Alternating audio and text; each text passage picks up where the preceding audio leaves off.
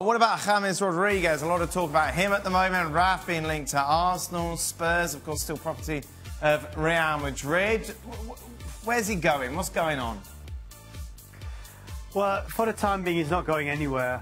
Unless something dramatic happens in the next 10 days, that he really falls out with Niko Kovac and says, under no circumstance am I playing for you anymore.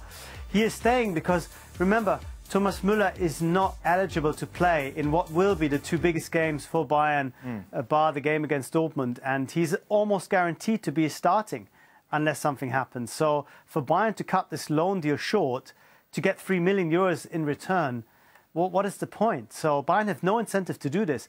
When it comes to his long-term future, though, I think right now they're not really that keen on making this permanent for €42 million, simply because for all the ability, I think his application, his attitude hasn't quite been what they wanted, and they feel that maybe they need something younger and a bit fresher to change the sort of dynamics of the team, because he's still seen as sort of a slight problem figure who is difficult to control within the club. They indulge him to a certain extent, but I don't think it's going to be a long-term future for him, which is, I think, why we see these talks now, because this is about what happens in the summer. I don't think there's any real chance of him moving now in January.